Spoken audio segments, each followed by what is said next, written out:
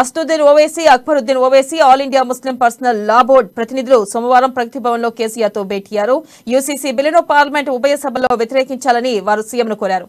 ప్రధానంగా మనం చూసుకున్నట్టయితే యూసీసీ బిల్లును వ్యతిరేకించాలని చెప్పి అసదుద్దీన్ ఓవైసీ కోరినట్టు తెలుస్తుంది. అయితే దీన్ని నిన్న సమావేశంలో సోమవారం ప్రగతి భవన్ సమావేశంలో ఈ మేరకు సీఎం కేసీఆర్ కు విజ్ఞప్తి చేశారు. కేసీఆర్ దీని మీద ఒక నిర్ణయం తీసుకున్నారు. మేము ఈ బిల్లుని యూసీసీ బిల్లుని వ్యతిరేకిస్తున్నాము, ఖచ్చితంగా పార్లమెంట్ లో దీనిపై మాట్లాడతాము. భారతదేశం భిన్నత్వంలో ఏకత్వం, అలాంటి భారతదేశ ప్రజల్ని రెచ్చగొట్టే ప్రయత్నాలు చేస్తుంది బీజేపీ, విడదీయాలని చూస్తుందని చెప్పి ఆయన తీవ్ర వ్యాఖ్యలు చేయడం జరిగింది. మరో పక్కన చూస్తున్నట్టయితే మూడో రోజు ముంచెత్తుతుంది హిమాచల్ ప్రదేశ్ లో కుండపోత వాన. ఇక ఎటు చూసినా ప్రజలు పడవల్లో వెళ్తున్నారు. 3 రోజులుగా కురుస్తున్న కుండపోత వర్షాలతో ఉత్తరాది రాష్ట్రాలు అతలాకుతలమవుతున్నాయి. భారీ వరదల కార్లు, రోడ్లు, బ్రిడ్జిలు కొట్టుకుపోతున్నాయి. ప్రధానంగా 3 రోజుల నుంచి హిమాచల్ ప్రదేశ్ లో కుండపోత వర్షం కురుస్తుంది. దీంట్లో అనేక మంది ప్రజలు నిరాశ్రులయ్యారు. అలాగే అనేక ఆస్తి నష్టం కూడా జరిగినట్లు తెలుస్తుంది. మరో న్యూస్ చూసుకున్నట్టయితే సర్కార్ స్కూళ్లలో మిడ్ డే మీల్స్ బంద్. ప్రభుత్వం నుంచి బిల్లులు రాక సమ్మెబాట పట్టిన కార్మికులు, ఇంటి నుంచి టిఫిన్ బాక్సులు తెచ్చుకుంటున్న స్టూడెంట్లు. ఇక 8 నెలలుగా బిల్లులు పెండింగ్లు, పెంచిన గౌరవ వేతనం కూడా ఇస్తలే ఇన్నాళ్ళు అప్పులు తెచ్చి వండి పెట్టిన కార్మికులు. మనం చూస్తున్నా గత కొంతకాలంగా దాదాపు 8 నెలల నుంచి బిల్లులు పెండింగ్ లో ఉన్న కారణంగా ఏదైతే ప్రభుత్వ పాఠశాలలో పిల్లలకి మధ్యాహ్నం భోజనం నిలిపివేస్తున్నామంటూ కార్మికులు కూడా ప్రకటించడం జరిగింది. ప్రధానంగా చూసుకున్నట్టయితే వారికి బిల్లులు రాక ఆల్రెడీ అప్పులు తెచ్చి మేము పెట్టాం, ఇక మీద పెట్టలేమంటూ కూడా వారు వ్యాఖ్యానించడం జరిగింది. ఈ మేరకు విద్యార్థులు కూడా టిఫిన్ బాక్సులు తెచ్చుకొని స్కూల్కి వస్తున్నారు. మరో పక్కన చూసుకున్నట్టయితే 100 రోజుల యాక్షన్ ప్లాన్, నిత్యం జనాల్లో ఉండేలా బీజేపీ కార్యాచరణ. ఈ నెల 16న అన్ని నియోజకవర్గ కేంద్రాల్లో టిఫిన్ బైటెక్, ఆఫీస్ బేరర్ల మీటింగ్ లో నిర్ణయం. ఇక మనం చూసినట్టే అసెంబ్లీ ఎన్నికలు జరిగే వరకు పార్టీ నేతలంతా నిత్యం జనాల్లో ఉండేలా 100 రోజుల యాక్షన్ ప్లాన్ ను బీజేపీ రెడీ చేస్తుంది. ఇక రాష్ట్ర ప్రభుత్వం ఫెయిల్యూర్స్, జన సమస్యలపై ప్రధానంగా పోరాడేందుకు ప్రణాళికలు రచిస్తుంది. దీనిపై చర్చించేందుకు సోమవారం బీజేపీ స్టేట్ ఆఫీస్ లో పార్టీ చీఫ్ కిషన్ రెడ్డి అధ్యక్షతన ఆఫీస్ బేరర్ల మీటింగ్ జరిగింది. సుమారు 4 గంటల పైగా ఈ సమావేశం కొనసాగింది. అయితే మనం చూస్తున్నట్టయితే 100 రోజుల యాక్షన్ ప్లాన్ కి బీజేపీ శ్రీకారం చుట్టింది. ప్రధానంగా పార్టీ నూతన రాష్ట్ర అధ్యక్షులు కిషన్ రెడ్డి మీదకు నిర్ణయం తీసుకున్నారు. టిఫిన్ బయట కార్యక్రమం ఈ నెల 16 నుంచి ప్రారంభించాలని నిర్ణయించారు. ప్రధానంగా ఈ మీటింగ్ దేనికంటే ప్రజల్లో ఉండాలి, ఎలక్షన్స్ అయ్యే వరకు జనాల్లో ఉండాలి, జనం సమస్యను తెలుసుకోవాలి, అలాగే ప్రధానంగా బీఆర్ఎస్ చేస్తున్న తప్పుల్ని ప్రజలకు తెలియజేయాలి అని చెప్పి ఈ మేరకు కిషన్ రెడ్డి సంస్థాగతంగా ముందుకు తీసుకెళ్తున్నారు. మనం చూస్తున్నట్టయితే అవసరమైతే సీతక్కను సీఎం చేస్తాం. ఎన్ఆర్ఐల భేటీలో రేవంత్ రెడ్డి వ్యాఖ్యలు. తెలుగు రాష్ట్రాల అభివృద్ధిలో పోటీ పడాలి, మనలో మనం కొట్టుకోకూడదని సూచన. దళితులు, ఓబీసీలు, మైనార్టీలకు కాంగ్రెస్ లో సముచిత స్థానం ఉందని వ్యాఖ్య. మనం చూస్తున్నట్టయితే నిన్న కాంగ్రెస్ పీసీసీ చీఫ్ రేవంత్ రెడ్డి ఏదైతే తానా సమావేశాల్లో భాగంగా ఎన్ఆర్ఐలతో మీటింగ్ అయ్యారు. ఈ మీటింగ్ లో ప్రధానంగా అవసరం వస్తే ఖచ్చితంగా ఎమ్మెల్యే సీతక్కను కూడా మేము సీఎం చేస్తామంటూ వ్యాఖ్యానించడం జరిగింది. ఒకవేళ కనుక నిజంగా అదే జరిగితే కనుక ఫస్ట్ టైం రికార్డ్, అంటే చరిత్రలో రికార్డుగా నిలిచిపోతుంది. ఒకవేళ ఆవిడ ముఖ్యమంత్రి అయితే తొలి మహిళా గిరిజన, పైగా మాజీ మావోయిస్ట్ కింద ఆవిడ సీఎం బాధ్యతలు చేపడితే గనక ఒక చరిత్ర కింద చెప్పవచ్చు. నెక్స్ట్ మనం చూసుకున్నట్టయితే 20న కొల్లాపూర్ లో ప్రియాంక సభ గ్రాండ్ గా నిర్వహించేందుకు కాంగ్రెస్ ప్లాన్. 12న గాంధీ భవన్ లో సత్యాగ్రహ దీక్ష. మల్లు రవి మనం చూస్తున్నాం. ఇంతకు ముందు అనుకున్నాం, గత వారం అనుకున్నట్టు ఖచ్చితంగా ప్రియాంక గాంధీ సమావేశం అతి త్వరలో ఉండనుందా అనుకున్నాం. అదే నిజమవుతుంది. 20న ప్రియాంక గాంధీ సమావేశం నిర్వహించనున్నారు. ఆ సభను గ్రాండ్ సక్సెస్ చేయాలి. అలాగే కేసీఆర్ ఏదైతే ప్రభుత్వ వ్యతిరేక పనులు చేస్తున్నారో దానికి కూడా మనం చరమగీతం పాడాలంటూ కూడా వ్యాఖ్యానించడం జరిగింది. నెక్స్ట్ మనం చూసుకున్నట్టయితే ఈనాడులో ఉత్తరాన విలయం. హిమాచల్లో జల దిగ్బంధంలో 300 మంది. పంజాబ్, ఉత్తరాఖండ్లో ఆగని కుంభవృష్టి. 37కి పెరిగిన మృతుల సంఖ్య. 6 రాష్ట్రాల్లో భారీగా వర్షాలు. పరిస్థితి తీవ్రతపై మంత్రులు, అధికారులతో ప్రధాన సమీక్ష. ఇక మనం చూసుకున్నట్టయితే హిమాచల్లో ఘోరంగా వర్షాలు పడుతున్నాయి. ప్రధానంగా వర్షాల్లో 300 మంది వరకు చిక్కుకున్నారు. ఇప్పటి వరకు 37కి మృతుల సంఖ్య పెరిగింది. ఇకపై ఎంతమంది ఇంకా సంఖ్య పెరిగే అవకాశం ఉన్నట్లుగా తెలుస్తుంది. ఇక 6 రాష్ట్రాల్లో భారీగా వర్షాలు కురిశాయి. ఇక ఉమ్మడి పౌర స్మృతికి మేము వ్యతిరేకిస్తున్నాం. ప్రధానంగా సీఎం కేసీఆర్ స్పష్టీకరణ. ప్రజల మధ్య భాజపా చిచ్చు పెడుతుందని ధ్వజం. ప్రజల మధ్య భాజపా, బీజేపీ చిచ్చు పెడుతుంది. అసలుకి భారతదేశం భిన్నత్వంలో ఏకత్వంగా ఉండే భారతదేశాన్ని కావాలని చెప్పి విడదీస్తుంది అని చెప్పి సీఎం కేసీఆర్ వ్యాఖ్యానించడం జరిగింది. ఇక నెక్స్ట్ పేపర్ చూసుకున్నట్టయితే సాక్షిలో ప్రధానంగా ఉమ్మడి పౌరస్మృతికి వ్యతిరేకం. సోమవారం ప్రగతి భవన్లో ఆల్ ఇండియా ముస్లిం పర్సనల్ లా బోర్డ్స్ బృందంతో సీఎం కేసీఆర్ సమావేశమయ్యారు. ఇక దేశాభివృద్ధిని విస్మరించి ఇప్పటికే పలు రకాలుగా ప్రజల నడుమ చిచ్చుపెడుతున్న కేంద్రం బీజేపీ ఉమ్మడి పౌరస్మృతి పేరుతో మరోమారు దేశ ప్రజలను విభజించేందుకు కుయుక్తులు పడుతుందని బీఆర్ఎస్ అధినేత ముఖ్యమంత్రి కె చంద్రశేఖరరావు ధ్వజమెత్తారు. నిన్న జరిగిన ఏదైతే ప్రగతి భవన్లో all India Muslim Personal Law board బృందంతో సీఎం కేసీఆర్ సమావేశమయ్యారు. ఈ మేరకు వాళ్ళు వ్యాఖ్యానించడం జరిగింది. అసదుద్దీన్ ఓవైసీ అలాగే సైఫుల్లా రెహమానీ, హోంమంత్రి మొహమ్మద్ అలీ అందరూ కలిసి సమావేశమయ్యారు. ఈ సమావేశంలో ప్రధానంగా మాకు సపోర్ట్ చేయాలంటూ చెప్పి కూడా బీఆర్ఎస్ అధినేత కేసీఆర్ ని అడగడం జరిగింది. ఈ మేరకు కేసీఆర్ మేము ఖచ్చితంగా మీకు సపోర్ట్ ఇస్తామంటూ ఆయన వ్యాఖ్యానించడం జరిగింది. అలాగే మేము ఈ బిల్లుని వ్యతిరేకిస్తున్నాం అని చెప్పి కూడా ఆయన చెప్పడం జరిగింది. అవసరమైతే సీతక్క సీఎం లాంటి పదవులపై ఎన్నికల ముందు ప్రకటన ఉండదు. Indian overseas Congress meet and greet లో టీపీసీసీ చీఫ్ రేవంత్ రెడ్డి. ఇక తానా మహాసభల వేదికపై ప్రసంగం మనం చూస్తున్నాం. గత 3 పేపర్లో కూడా ఇదే ప్రస్తావించడం జరిగింది. ఖచ్చితంగా అవసరమైతే ఎమ్మెల్యే సీతక్కను కూడా సీఎం చేస్తామంటూ కూడా వ్యాఖ్యానించడం జరిగింది. ఇక దీనిపై పూర్తి విశ్లేషణను మనతో పాటు మాట్లాడడానికి రెడీగా ఉన్నారు సీనియర్ జర్నలిస్ట్ కృష్ణమూర్తి గారు. వారితో మాట్లాడదాం. కృష్ణమూర్తి, చెప్పండి. మనం చూసుకుంటున్నాం నిన్న తానా సమావేశాల్లో రేవంత్ రెడ్డి, పిసిసి చీఫ్ రేవంత్ రెడ్డి కీలక వ్యాఖ్యలు చేశారు. అవసరమైతే ఎమ్మెల్యే సీతక్కను కూడా మేము సీఎం చేస్తామంటూ కూడా వ్యాఖ్యానించడం జరిగింది. దీనిపై మీరేమంటారు? కాంగ్రెస్ పార్టీ మొదటి నుంచి దళిత పేద వర్గాలకు కొంచెం పెద్దపీట వేస్తా ఉన్నది. ఆ కోణంలోనే అవసరమైతే అని చెప్పారు రేవంత్ రెడ్డి తానా సభలో. కారణం ఏంటంటే సీఎం కేసీఆర్ దళితుని ముఖ్యమంత్రి చేస్తా అని చెప్పేసి 2014లో ప్రజలను నమ్మించి అధికారం వస్తుంది అని నిర్ణయించుకున్న తర్వాత తాను సీఎం అయ్యాడు. ఆ తర్వాత దళితులను అనేక రకాలుగా మోసం చేశారు. దళితులకు 3 ఎకరాలు ఇస్తా అని, దళిత బంధు అందరికి ఇస్తా అని, ఇట్లా చెప్పుకుంటూ పోతే చాలా ఉన్నాయి వాళ్ళని మోసం చేయడం. అడుగడుగున డబుల్ బెడ్రూమ్లు ఇస్తాను, వాళ్ళను ఉన్నత స్థితికి చేస్తాని, ఆర్థికంగా పరిపుష్టం చేస్తామని చెప్పేసి చెప్పినప్పటికీ ఇక్కడ ఆ కోణంలో ఆచరణ జరగట్లేదు. కాబట్టి ఆ వర్గాల్లో కొంత బీఆర్ఎస్ ప్రభుత్వం మీద ప్రజల్లో వ్యతిరేకత ఉన్న నేపథ్యంలో అక్కడ కొంతమంది ఆయన అడిగారు, అంటే మీరు దళితులకు ఏ రకమైన న్యాయం చేయగలరు అని చెప్పేసి అక్కడ ఉన్నటువంటి ప్రవాస భారతీయులు రేవంత్ రెడ్డి అడిగినప్పుడు ఆ విషయాన్ని చెప్పారు. ఇది ప్రస్తుతం పక్కనే సీతక్క గారు ఉన్నారు కాబట్టి అక్కడ చర్చ అంటే అవసరమైతే చేస్తాం ఖచ్చితంగా. ఒకవేళ ఇదే జరిగితే ఖచ్చితంగా మీరు అన్నట్టుగా ఇది చరిత్రలో నిలిచిపోయే అవకాశం ఉంది. దళిత మహిళను ముఖ్యమంత్రిగా తెలంగాణ రాష్ట్రాన్ని చేయడం అనేది కొంత చరిత్రలో నిలిచిపోయే అవకాశం ఉంది. కాంగ్రెస్ పార్టీ రాష్ట్రంలో ఒక గ్రాఫ్ పెంచుకుంటున్న ఈ రేవంత్ రెడ్డి వ్యాఖ్యలు కొంత కీలకంగా మారే అవకాశం ఉంది. కూడా విస్తృతంగా చర్చించుకునే అవకాశాలు అయితే ఉంది. ఇప్పటి వరకు 4 రాష్ట్రాల్లో కాంగ్రెస్ పార్టీ ప్రభుత్వం అధికారం ఉంది.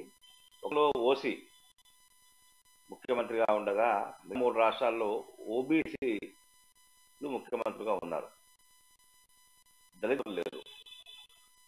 అదేవిధంగా ఏఐసిసి అధ్యక్షుడిగా దళిత సామాజిక వర్గానికి చెందిన మల్లికార్జున ఖర్గే గారు ఉన్నారు. వారు దాదాపుగా 6 సార్లు ఎమ్మెల్యే, 2 సార్లు ఎంపీ, ఒకసారి రాజ్యసభ సభ్యుడు అనుకుంటాను.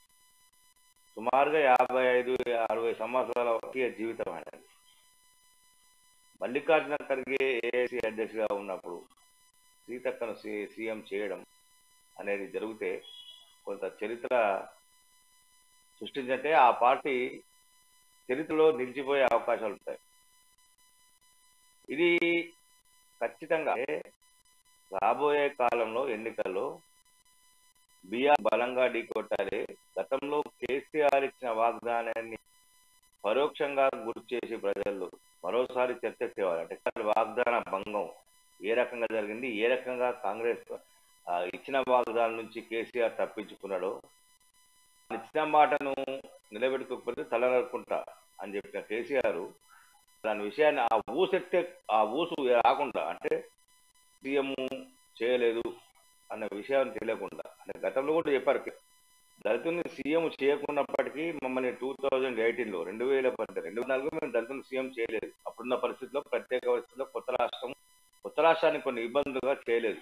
కానీ 2018లో మమ్మల్ని గెలిపించారు. నేను దళిత ముఖ్యమంత్రి చెప్పుకున్నప్పటికీ నన్ను గెలిపించారని చెప్పి సీఎం చెప్పి ఓకే ఉండొచ్చు, అది సీఎం గారు చెప్పి కరెక్ట్ యాక్సెప్టెన్సే. కానీ ఆ వర్గాలను మోసం చేసినప్పుడు ఆ వర్గాలకు సరైన న్యాయం చేసి స్వయంగా పంపించేది అది కూడా చేయలేదు. ఉప ముఖ్యమంత్రి పదవి ఇచ్చి ఇచ్చినట్టే ఇచ్చి లాక్కున్నారు దళితులు. కాబట్టి ఇవన్నీ రాబోయే ఎన్నికల్లో చర్చకు పెట్టాలి. కేసీఆర్ తీరును ఆ వర్గాల్లో ఎండగట్టాలి అన్న ఒక వ్యూహంతో రేవంత్ రెడ్డి అక్కడ అంటే రేవంత్ రెడ్డి వ్యాఖ్యలు ఎమ్మెల్యే సీతక్కని సీఎం చేస్తానంటంలో రాజకీయ కోణం కూడా ఉందనుకోవచ్చు. అంటే ఇది ప్రజల్లో వాళ్ళకి ప్లస్ అయ్యే అవకాశం ఉందంటారా కాంగ్రెస్ కి? ఖచ్చితంగా రాజకీయ పార్టీలు ఎప్పుడు రాజకీయ కోణంలోనే ఆలోచన చేస్తాయి. ఉంది దాంట్లో రాజకీయ ప్రాధాన్యత ఖచ్చితంగా ఉంది. నేను చెప్తున్నాను కదా, ఎన్నికల్లో ఈ అంశం ప్రధానంగా చర్చకు వచ్చే అవకాశం అయితే ఉన్నాయి. అవసరమైతే సీతక్క చేస్తామని చెప్పారు. సీతక్క దళిత సామాజిక వర్గానికి చెందిన వారు, కొంత మైదాన ప్రాంతాల్లోని ప్రజలకు ఆమె కొంత ఆరాధ్య దేవత. వాస్తవం చెప్పాలంటే కరోనా సమయం కూడా ఆమె మారుమూల గూడాలకు, మారుమూల ప్రాంతాలకు దాదాపుగా 15-16 కిలోమీటర్లు పాదయాత్ర నడుచుకుంటూ వెళ్ళి వారికి కావాల్సినటువంటి నిత్యావసరాలను సరఫరా చేసిన మహానుభావురాలు. కాబట్టి ఆవిడ చేయడం అనేది రాష్ట్ర ప్రజలు పూర్తి స్థాయిలో యాక్సెప్ట్ చేస్తారు. యాక్సెప్టెన్స్ ఉంటుందని చెప్పేసి నేను భావిస్తున్నాను. ఖచ్చితంగా ఉంటుంది కూడా ప్రజలు. అంటే కాంగ్రెస్ పార్టీకి ఇది ఒక రకమైనటువంటి బూస్టప్ ఇప్పుడున్న ప్రస్తుత పరిస్థితిలో. ఎవరు కూడా ఈ రకమైన అంటే మళ్ళీ ఇంకో మనుగుడు చెప్పాడు రేవంత్ రెడ్డి ఇప్పటికిప్పటికీ అభ్యర్థులను ప్రకటించేది కాంగ్రెస్ పార్టీ.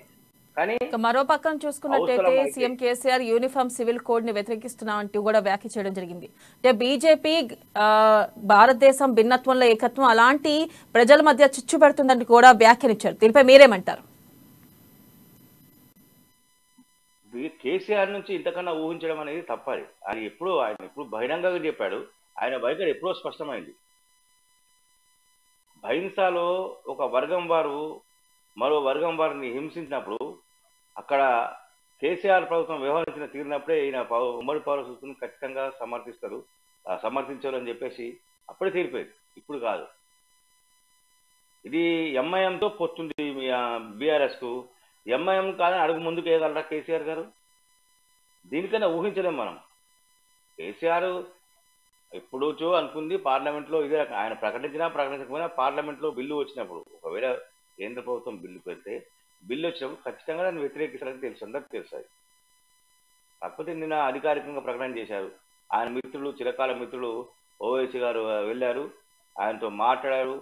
ఆయన ఎప్పుడంటే అప్పుడు అపాయింట్మెంట్. మీరు గుర్తించండి, మీరు ఒక్కసారి గుర్తు చేసుకోండి. ప్రతిపక్షంలోని ఏ ఎమ్మెల్యే కానీ ఏ ఎంపీకి కానీ ప్రగతి భవన్లో ఎప్పుడంటే అప్పుడు అపాయింట్మెంట్ ఉంటుంది. ఎప్పుడంటే అప్పుడు కాదు, నెల కొద్ది కూడా అపాయింట్మెంట్ ఉండవు ప్రతిపక్ష ఎమ్మెల్యేలకు. కానీ అసదుద్దీన్ అడిగిన వెంటనే, అక్బరుద్దీన్ అడిగిన వెంటనే ప్రగతి భవన్ గేట్లు బాగా తెరుచుంటాయి. అంటే ఇది వాళ్ళకు ఉన్నటువంటి మిత్రత్వ పార్టీ కాబట్టి, ఫ్రెండ్లీ పార్టీలు రెండు, బీఆర్ఎస్ ఎంఐఎం. కాబట్టి ఖచ్చితంగా వాళ్ళు వ్యతిరేకిస్తారు. ఇది ఇట్లా వ్యతిరేకించడం ఇది మతతత్వం కాదు. ఎంఐఎంతో అంటగట్టడం మతతత్వం కాదు. దీని గురించి వామపక్షాలు కూడా వ్యతిరేకిస్తాయి. దీంట్లో ఎటువంటి అనుమానం లేదు. వామపక్షాలు కూడా దీన్ని వ్యతిరేకిస్తాయి. ఎందుకంటే వామపక్షాలు బీఆర్ఎస్ ఎంఐఎం ఈ పార్టీలో ఒకటే కాబట్టి ఖచ్చితంగా వ్యతిరేకిస్తాయి. కేసీఆర్ ఈరోజు చెప్పింది కొత్త కాదు. వాస్తవానికి ఏం జరుగుతుంది, ఉమ్మడి వచ్చేటువంటి ఇబ్బందులు ఏంది అది కేసీఆర్ చెప్పాల్సిన అవసరం ఉంది. కానీ వివరించలేకపోయింది ఆయన. ఎందుకంటే ఆయన వివరిస్తే ప్రజల్లో నెగిటివ్ వెళ్తాయి ఆయన మీద. నేను ఎందుకు వ్యతిరేకిస్తున్నా అనే విషయాన్ని వివరిస్తే, భిన్నత్వంలో ఏకత్వం అన్నారు. ఎస్, వాటిని నడుస్తుందా ఇప్పుడు భిన్నత్వంలో ఏకత్వంగా? ఈ పార్టీ బీఆర్ఎస్ కేసీఆర్ ప్రభుత్వం భిన్నత్వంలో ఏకత్వంలో వ్యవహరిస్తుందా?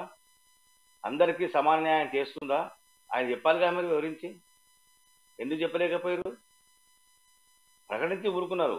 ప్రతిదానికి మాట్లాడి చెప్పేటువంటి కేసీఆర్ దీనికి ఎందుకు ఎన్లార్ చేయలేకపోయారు?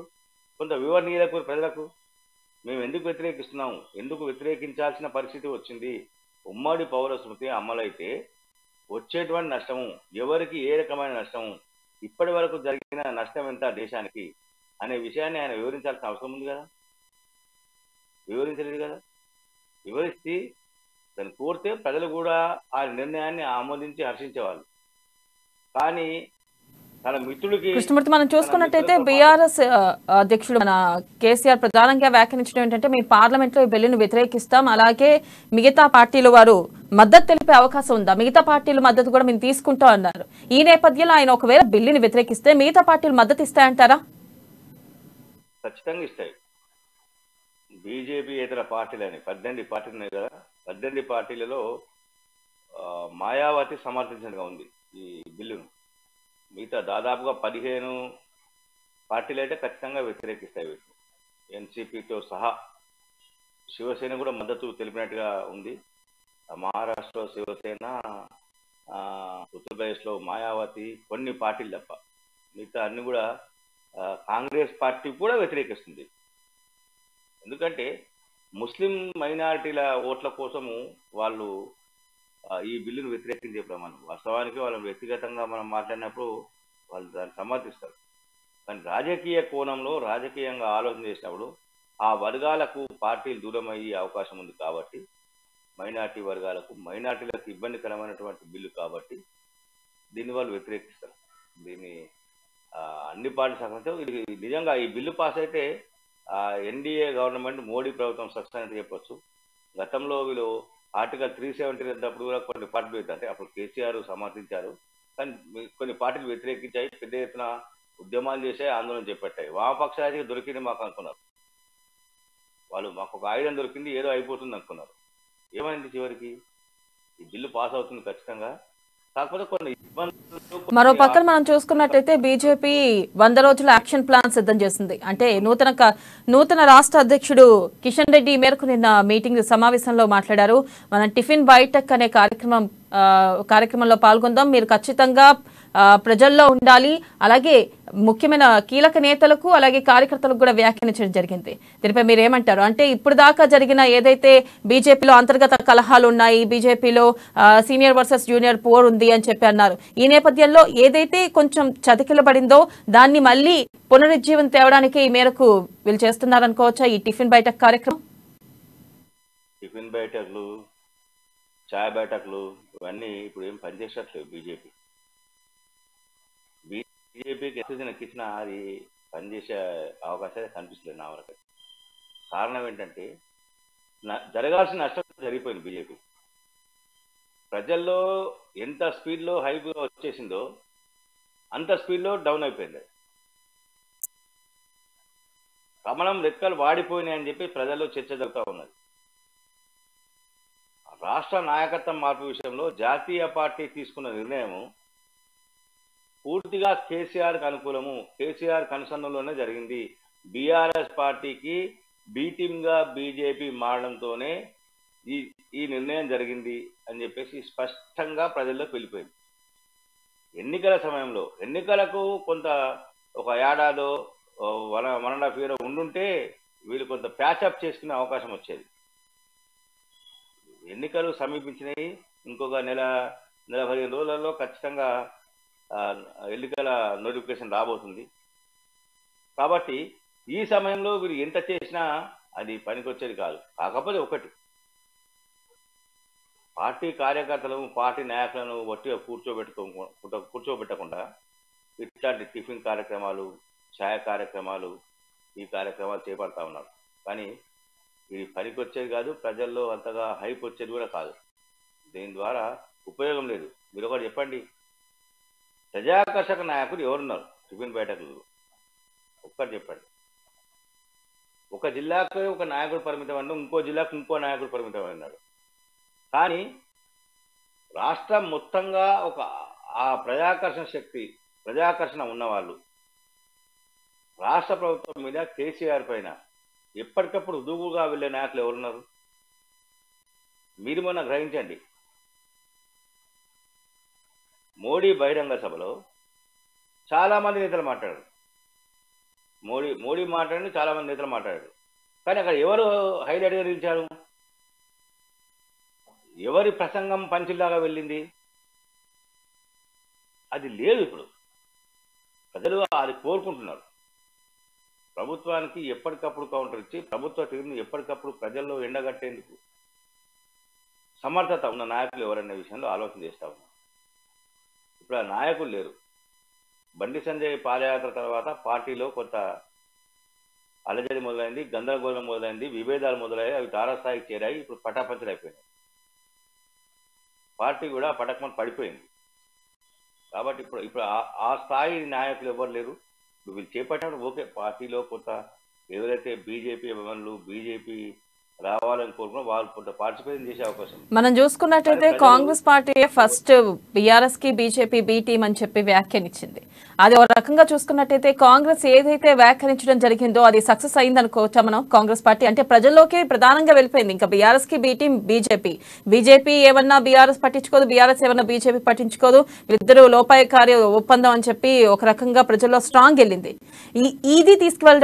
ఈ విషయం తీసుకెళ్లడంలో కాంగ్రెస్ పార్టీ సక్సెస్ అయింది అనుకోవచ్చా? ఖచ్చితంగా సక్సెస్ అయింది కాంగ్రెస్ పార్టీ. మొదటి నుంచి కాంగ్రెస్ పార్టీ ఏది చెప్తుందో అది బీజేపీ అధిష్టానం నిర్ణయం తీసుకుంది కాబట్టి ఖచ్చితంగా కాంగ్రెస్ పార్టీ సక్సెస్ అయింది. దాంట్లో ఎటువంటి అనుమానం లేదు. రేపు ఉమ్మడి పౌరస్ మీద కేసీఆర్ వ్యతిరేకించినప్పుడు కేసీఆర్, ఎంఐఎం, వామపక్షాలు కలిసి ఆందోళన చేపట్టే అవకాశం ఉంది. దాంట్లో కాంగ్రెస్ పార్టీ అంటే ఈ మూడు పార్టీలతో చేరినప్పటికీ కాంగ్రెస్ పార్టీ కూడా ప్రత్యేకంగా ఆందోళన కార్యక్రమాలు చేపట్టే అవకాశం ఉంది. కానీ బీజేపీ ఈ పార్టీలను ఇటు ఎంఐఎం కానీ వామపక్షాలు కానీ బీఆర్ఎస్ను కానీ కాంగ్రెస్ పార్టీని కానీ సమర్థవంతంగా తిప్పికొట్టే స్థాయి ఈ పార్టీలకు ప్లాన్ లేదు బీజేపీకి. ఇప్పటి నుంచే వాళ్ళు ప్రిపేర్ కావాలి, కానీ వాళ్ళు ప్రిపేర్ కాలేకపోతున్నారు. ఒకటి రాష్ట్ర బీజేపీ ఒకటే ఆధారపడింది, మోడీ చరిష్మా, మోడీ పాలన. ఆ వాళ్ళకి రెండు పాయింట్లు ఉన్నాయి. ఆ 2 పాయింట్ల మీదనే వీళ్ళు ఆధారపడినారు. కానీ ఇక్కడ ప్రజలకు ఏం కావాలి, మనం ఏ రకంగా ముందుకెళ్దాం అనే విషయంలో వీళ్ళకు వ్యూహం లేదు. వీళ్ళు రచించలేరు. వీళ్ళకు ప్రజలను ఆకర్షించే మనం చూసుకున్నట్టయితే ఏవైనా కొల్లాపూర్ లో ప్రియాంక గాంధీ సమావేశం ఉంది. ఆవిడ సభకు రానున్నారు. ఒక పెద్ద ఎత్తున సభా సమావేశం నిర్వహించనున్నారని చెప్పి తెలుస్తుంది. మనం లాస్ట్ వీక్ అనుకున్నాం ప్రియాంక గాంధీ సమావేశం ఉంటుందా అని చెప్పి. ఈ మేరకు ప్రకటన విడుదలైంది. మీరేమంటారు? అంటే ప్రధానంగా ఈ సభలో ప్రియాంక గాంధీ ఏ విషయంపై చర్చించే అవకాశం ఉందంటారు? ఖచ్చితంగా ప్రియాంక గాంధీ బహిరంగ సభను నాగర్ కర్నూలులో 20వ తేదీన నిర్వహించేందుకు పార్టీ ఏర్పాటు చేసింది. అందులో కూడా మొన్న ఏదైతే ఖమ్మం సభలో రాహుల్ గాంధీ చేయూత పథకం నిరుద్యోగ యువతకు 4,000 రూపాయలు ఇస్తామని చెప్పి ఏదైతే ప్రకటించారో అలాంటి అంటే ఆ తరహాలో మరో ప్రకటన మహిళల కోసం పెన్షన్ పథకం కానీ మహిళలకు ఆకర్షించే విధంగా మరో పథకాన్ని ఖచ్చితంగా ప్రియాంక గాంధీ ప్రకటించబోతున్నారు. దీనికి సంబంధించిన ఏర్పాటు చేస్తారు. కర్ణాటకలో ఏదైతే మహిళలకు ఇంట్లో ఉన్న ప్రతి మహిళకు నెలవారీగా 2,000 రూపాయలు ఇస్తామని చెప్పారు. అట్లాంటి పథకాన్ని తెలంగాణలో కూడా అమలు చేస్తామని చెప్పేసి ప్రియాంక గాంధీ చెప్పబోతున్నారు. ఇందుకు సంబంధించిన ఏర్పాటు జరగబోతున్నారు. అంటే బాగా చర్చ కూడా వస్తుంది. మరి 2,000 ఇస్తేనే కేసీఆర్ కూడా ఖజానా ఖాళీ అయిపోయింది, 4,000 ఇస్తామంటారు, ఎట్లా సాధ్యం అని. దీనికి కాంగ్రెస్ పార్టీ